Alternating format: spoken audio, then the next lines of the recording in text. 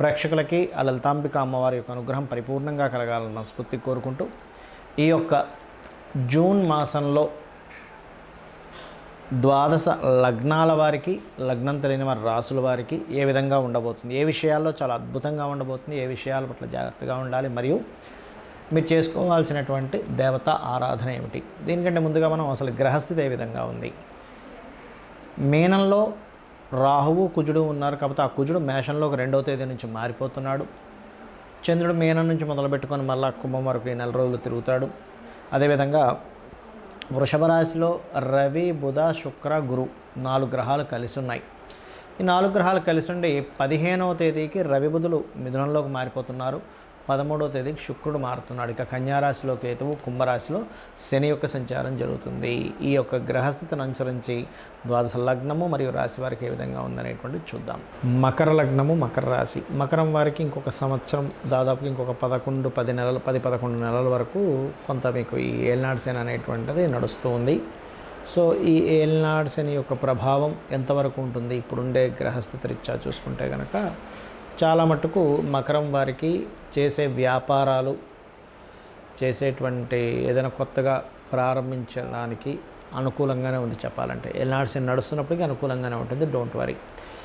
అయితే ఏదైతే భూమి ద్వారా లేదా ఒక వాహనం ద్వారా కొంతవరకు లబ్ధి కూడా కలుగుతుంది. కాకపోతే ఆ యొక్క విషయంలో చిన్న ఘర్షణ కూడా ఉంటుంది ఈ మాసంలో చూసుకుంటే. అయితే 2వ తేదీ నుంచి ఎప్పుడైతే కుజుడు మారిపోతున్నాడో అది చాలా మటుకు మంచి సంకేతంగా చెప్పుకోవచ్చు.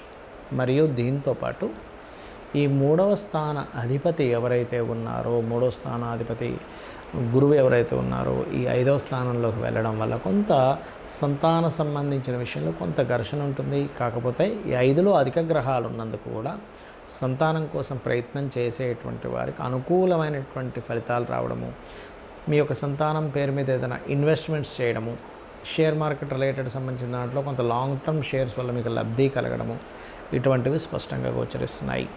అదేవిధంగా ఇక్కడ వివాహ సంబంధించిన విషయాలు లేకపోతే ఏదైనా అగ్రిమెంట్స్ 1-2వ తేదీలో అసలు చేయకండి దయచేసి.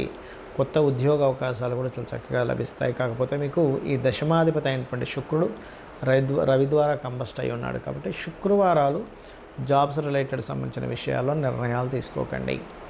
అదేవిధంగా జాబు, ప్రేమ వ్యవహారాలకు సంబంధించిన విషయంలో కూడా శుక్రవారాలు తొందరపాటు పనికిరాదు, గుర్తుపెట్టుకోండి. అలాగే కాస్త పుణ్యక్షేత్ర దర్శనాలకు, దూర ప్రాంతాలకు వెళ్ళేటప్పుడు కొంచెం జర్నీలో కొంత జాగ్రత్త వహించడము, ఇటువంటివి చేయండి. బట్ ఏదేమైనప్పటికీ కూడా మీకు వ్యాపార పరంగా చాలా బాగుంది.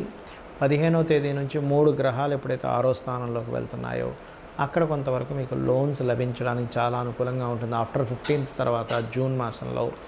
అలాగే కాకపోతే ఈ 6వ స్థానంలో శుక్రుడికి వెళ్ళినప్పుడు మాత్రం 13వ తేదీ నుంచి ఎప్పుడైతే శుక్రుడు మీ 6వ స్థానంలో సంచరిస్తుంటాడో ఆ సమయంలో స్త్రీలతో అంటే ఏదైనా చిన్న గొడవలు రావడం, ఆ గొడవలే చిన్నది కాస్త అది కొంచెం స్ప్రెడ్ అవడం ఇటువంటివి చూపిస్తుంది. కాబట్టి స్త్రీమూర్తితో ఎటువంటి గొడవలు 13వ తేదీ నుంచి పెట్టుకోకండి. ఇక మీరు చేయవలసినటువంటి దేవత ఆరాధన ఏమిటి?